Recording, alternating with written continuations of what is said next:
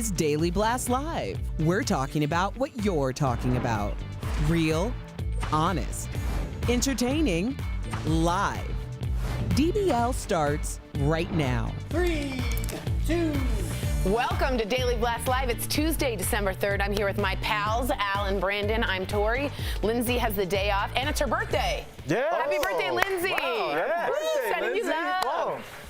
Let's get right to it. So an American woman is accusing a member of the British royal family of having sex with her when she was only 17 years old. Good morning. Yeah, I know. Virginia Giuffre is detailing her account of the night she says she was forced to perform sex acts on Prince Andrew while she was sex trafficked by Jeffrey Epstein. Here's what she told BBC Panorama. He is the most hideous dancer I've ever seen in my life. I mean, it was horrible, and this guy was sweating all over me. Like, his sweat was like, it was raining basically everywhere, and I was just like, whoa, grossed out from it. But I knew I had to keep him happy because that's what Jeffrey and Ghislaine would expect from me.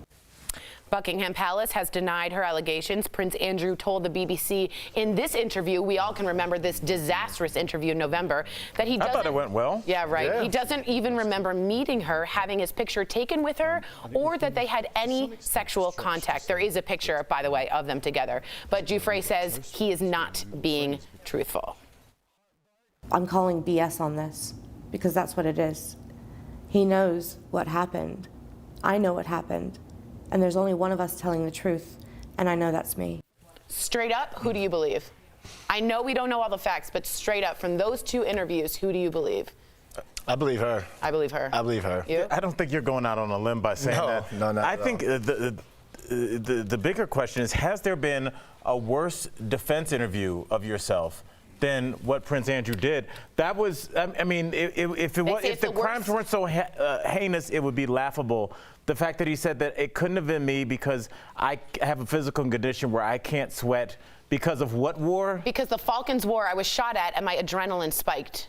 Yeah, that's And just I don't know, Al. That wasn't worse than R. Kelly, though. Remember, R. Kelly jumped up and was like, "You trying to give me 7 years? It's two different strategies. I gave you Chocolate Factory." That's a strategy. I mean, this guy was stuttering and stammering all through this. I mean, at least R. Kelly gave the illusion because Yeah. he's an actor as a charismatic Here's the person. deal. Just so you guys know, the Crown is saying to sources, this is the worst debacle since Princess Diana's car crash when they never came out and went to the funeral. I don't know if I want to hear that, dog. However, They knew Prince Andrew lost his royal status from Prince Charles. He took over in certain respects. This has changed the monarchy. That one interview caused enormous But you're telling me ripple. no one knew about this?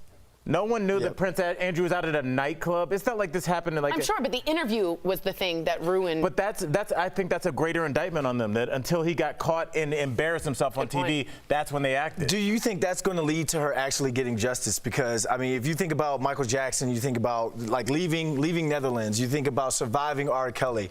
Will there be some sort of documentary or something where this woman can really tell her story, and we have investigative reporters go and do their due diligence as well? Because that's the only way charges are going to be brought up against someone powerful like that. I hope so. A documentary. I'm glad he's lost his A lot royal of people titles. saw what went down, so I wouldn't be surprised. Yeah. All right, moving on to this story. Everybody is talking. Former VP Joe Biden has announced his big tour across Iowa. You guys ready for the slogan?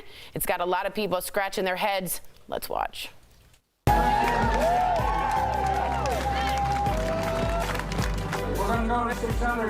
660-mile trip across the state. No malarkey. I'm ready.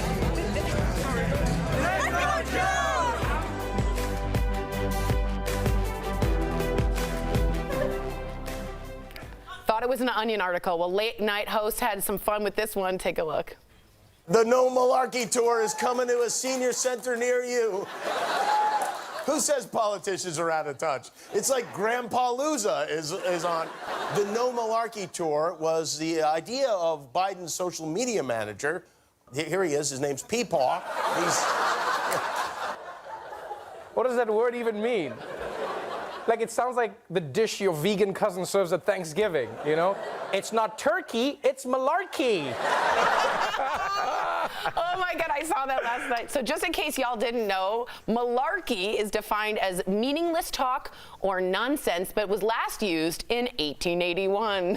No, I am joking about this, but at some point you have a reputation for being an old man making a lot of gaffes. Why on earth would you use no malarkey? I think this is brilliant on his end because Joe Biden became cool Uncle Joe. Why? Because of Barack Obama, because of the cool memes. But I think we tend to forget that there is an older generation of voters and people out there who know what this means, who want to rally behind this guy and feel as though their voice is being left out because we're so progressive in America right now. Older generation people, they're going to back him off of this. I see. You're saying it's a move to go traditional. Yes, you're because saying I want to go mod. But I see what you're saying. traditional got us the president we have now, no matter how you feel about it. Yeah. So I don't understand why the Democrats, they would try this strategy again. I don't think you have to worry about old people coming out to vote. I mean, when you roll past a middle school on voting day, there's some old people out there. Yeah. But the people we need to try and galvanize are the younger people, the people that normally don't come out to vote, might not even know what day they're supposed to vote. And I think we saw that in the midterms. And I think that you need to speak to those people to be like, hey, the midterms were nice. Now come out and vote for us in this presidential election. And I don't think using a word that they've never heard of before. But look, history always repeats itself. I mean, why are bell bottoms in right now? Because they were cool way back in there.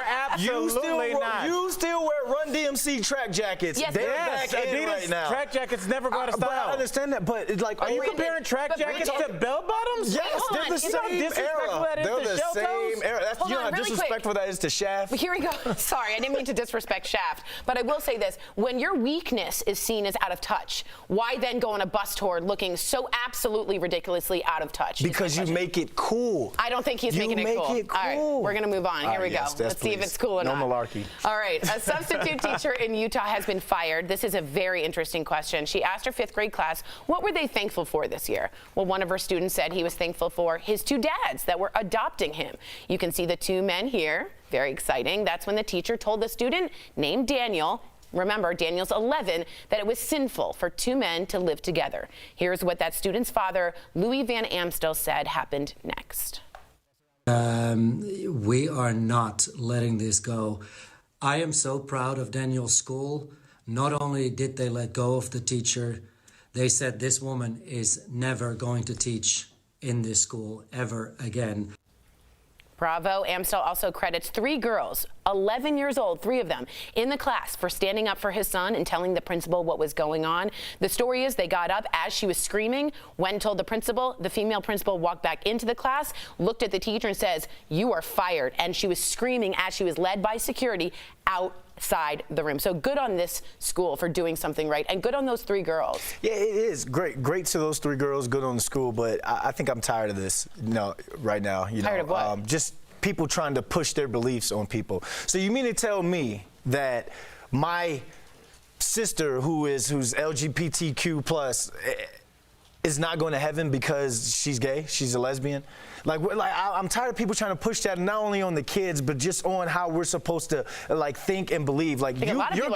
Your cousin and brother can sin all he wants or she wants, but my sister's not going to heaven because she's lesbian. And I'm just tired of that. So great on those kids and great on that school for getting that woman out of it. Just really quickly, I think a lot of people, including those 3 girls in that classroom, were tired of it. But I think if we pull back and look at the larger problem, we've looked at stories with substitute teachers. We saw them hitting. We've seen them yelling. This is our second story. Yes, in almost three weeks. I think we need to look at how we hire our substitute teachers, because these are the people in charge of your children for an hour a day. I was thinking the same thing. So it's a big deal. I was thinking the same thing. We need to vet them a little bit better. Let us know how you feel as well. Facebook, YouTube, we're reading your comments. Well, an ad for a $2,000 exercise bike called Peloton is sparking a massive backlash online. If you haven't seen the ad, here it is. You ready? Yes. Now. A Peloton? Give it up for our first time ride. All right, first ride. I'm a little nervous, but excited. Let's do this. 5 days in a row. You surprised? I am. Race in Boston, 50 rides. She just said my name. A year ago, I didn't realize how much this would change me. Thank you.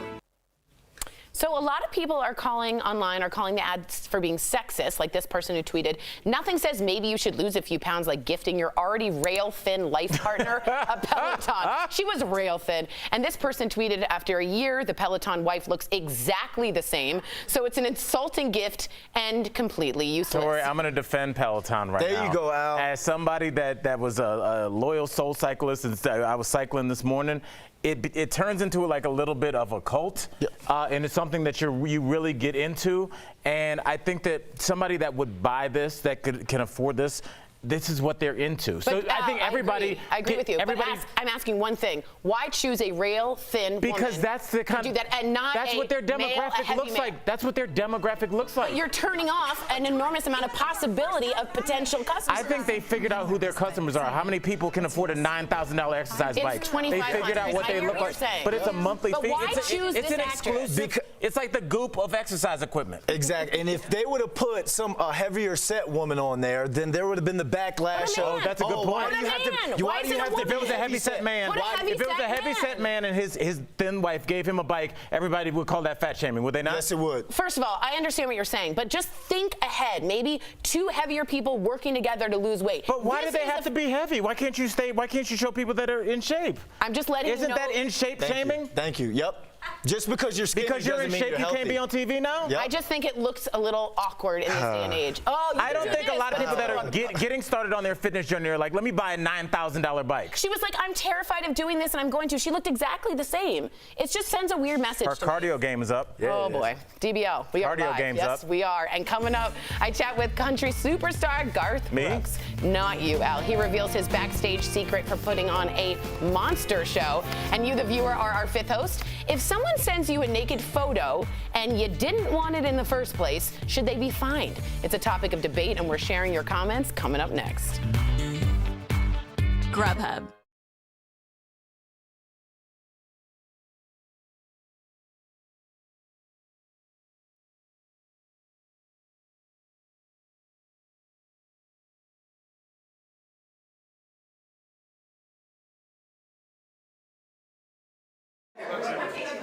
Hi everyone, Kelly Schubert here, the DBL digital team. They are still talking about this Peloton thing. I gotta get in on this combo, let's go. Hi guys. So wait, are you saying that most people who can afford those bikes are already skinny?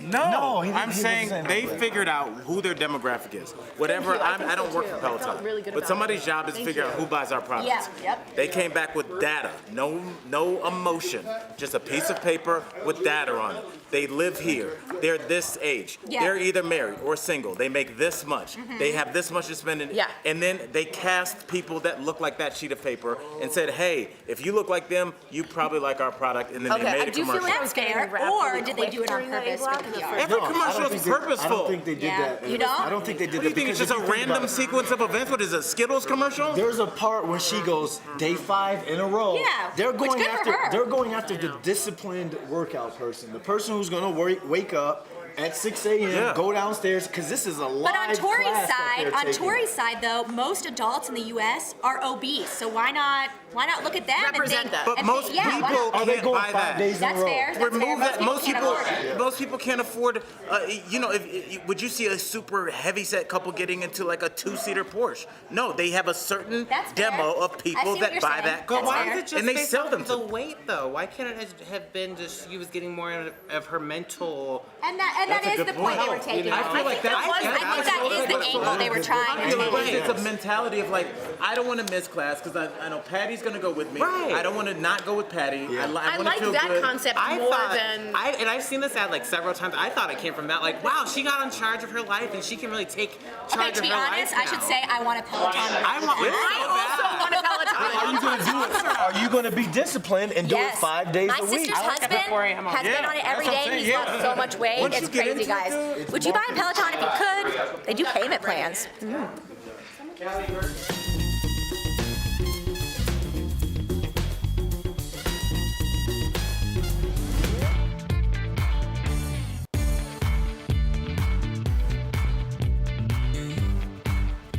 Wow, Rob came from Siberia.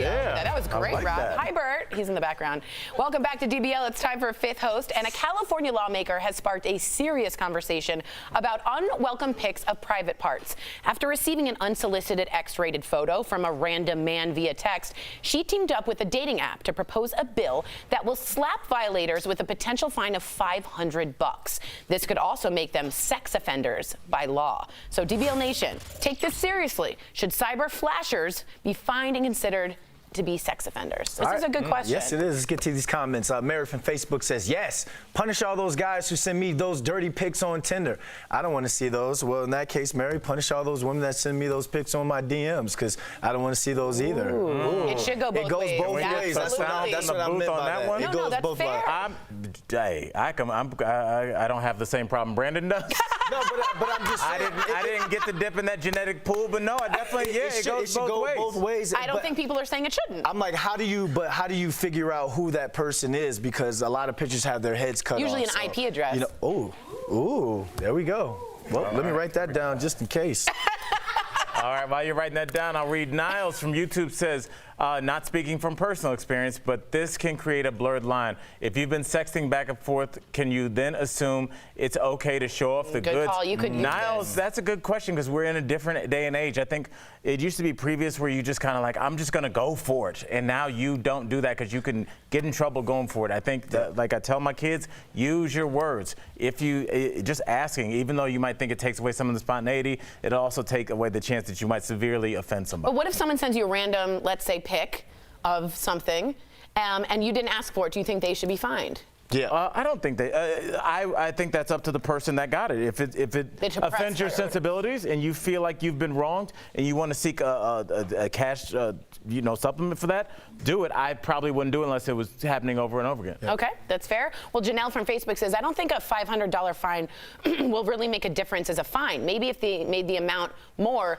less guys wouldn't send them. Let me just be clear, and I learned this from my co-host, which I learn from every day, as Brandon says. Let's not just say guys here. This is both men and women, and I wouldn't have thought that except for my co-host, so I give you that.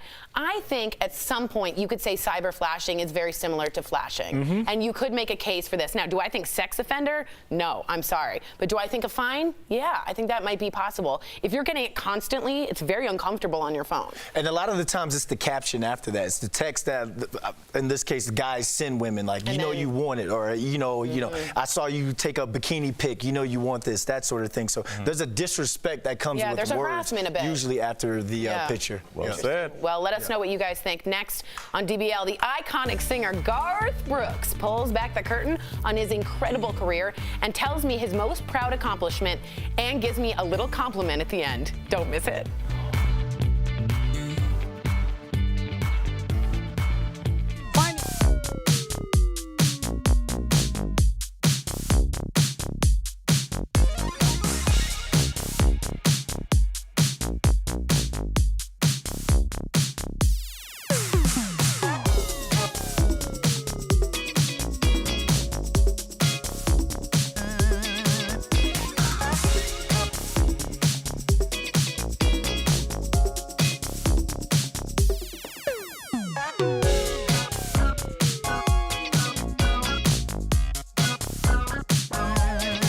So as I said, my co-hosts often change my mind, and a lot of DBL Nation changes my mind. I'm just like going back and forth with a Peloton bike.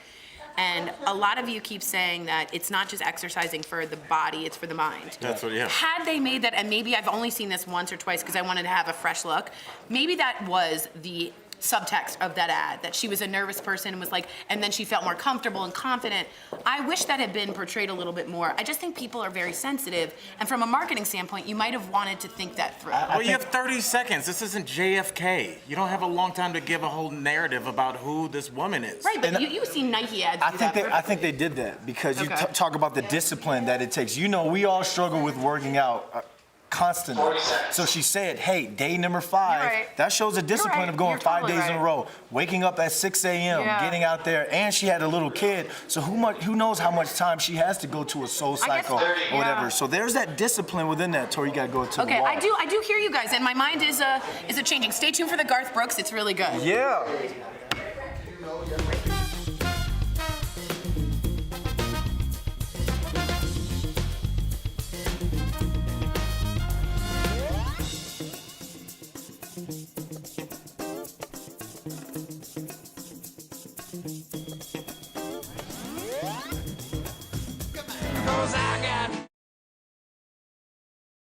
Excuse me, I'm so excited. Welcome back to DBL. Country legend Garth Brooks stars in a very new documentary that gives fans a completely fresh look into his superstar life. And I got a sneak peek in today's Chatting with the Stars. Wait till the end, it's cute.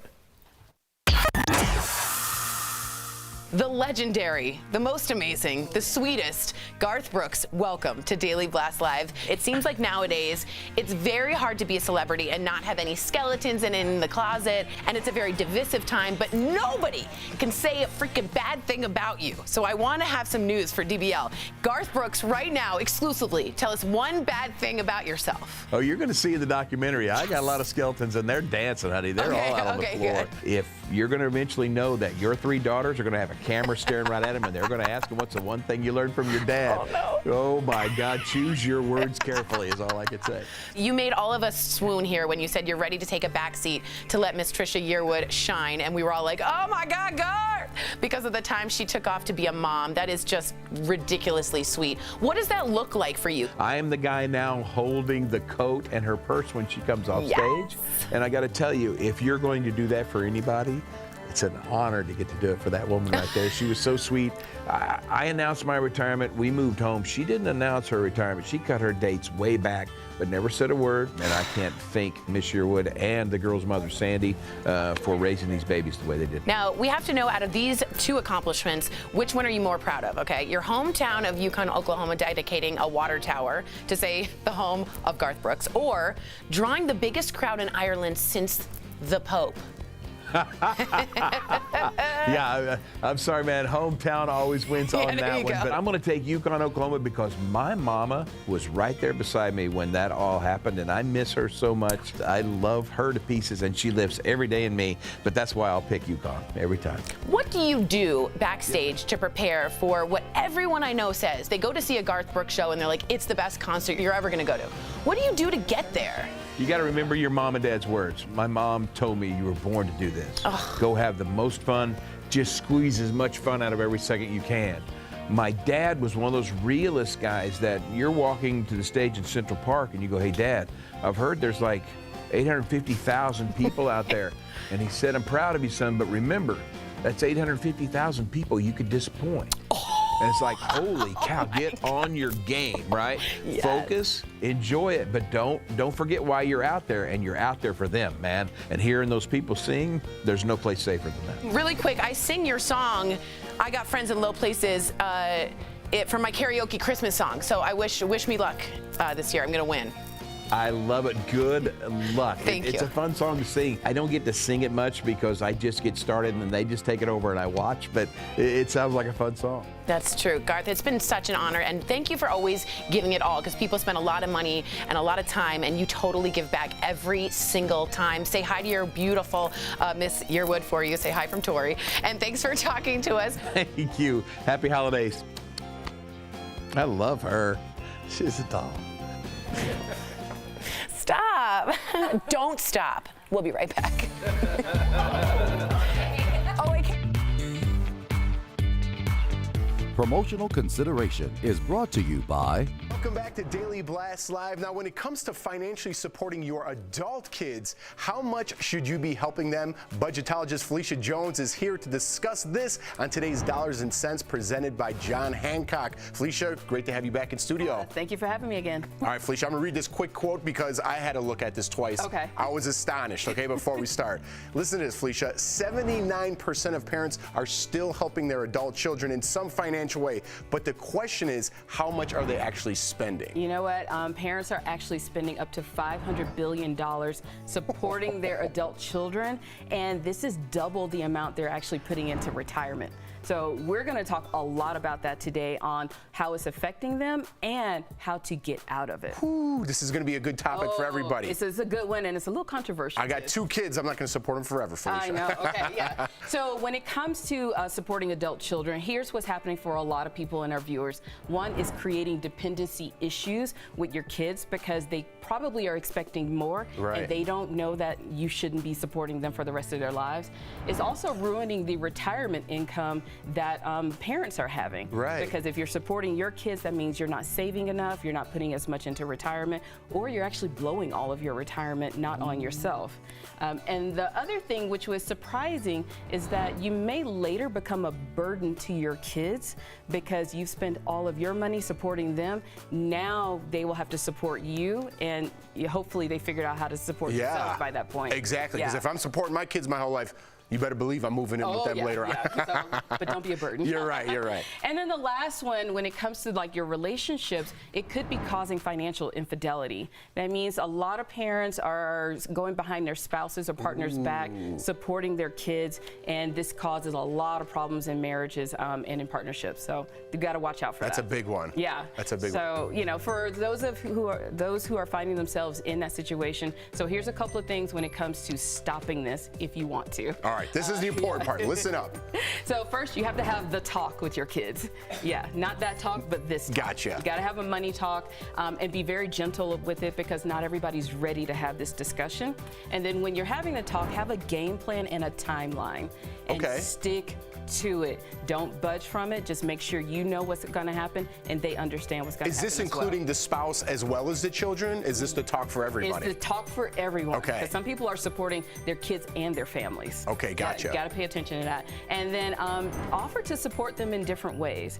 You know, if they are needing a new job that pays more or if they need help finding a job, actually help them search for one, give them introductions to people that could actually work out for them.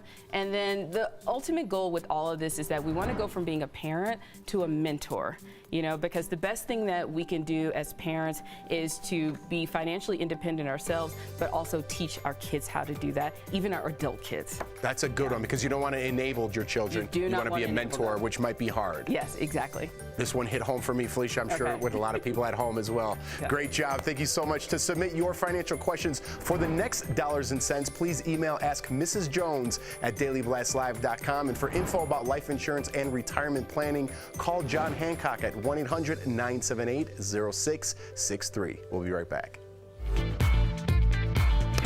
Welcome back to DBL. We love sharing those comments, Albert. All right, we got some comments. Obviously, our girl XOOX says, and this is obviously in regards to the Peloton, the girl wasn't trying to lose weight. Not everyone who exercises is trying to lose weight. Exactly. So, I think, Brandon, were you saying something like that? Yeah, just because you're skinny doesn't automatically mean you're healthy. So let's say that she was a smoker. This is working out her lungs, and then it's like the discipline of getting up 6 a.m. working out 5 times a week. That's also healthy as well. completely actually do agree with you guys, and I hear all of your points, and the feedback is great. But I think when you're marketing, you've got to be super uber sensitive about people that feel like they're not represented in the fitness world. But even if that gets in the way of you contacting the people that you're trying to get, that you're trying to communicate with your commercial. I hear you. Every brand has a brand and they have a lane, and that's their lane. They're trying to say, hey, if this is y'all, you guys should own this bike. I hear you. That's what I got from the commercial. I agree with that. I agree. I'm just trying to give the other side. You got to have the other side, definitely. And I can see where you would get that. Yeah. Trying, you know what I mean? They're just trying to sell some bikes. Peloton, can you sponsor us? We'll see you same time, same place tomorrow. Bye, guys.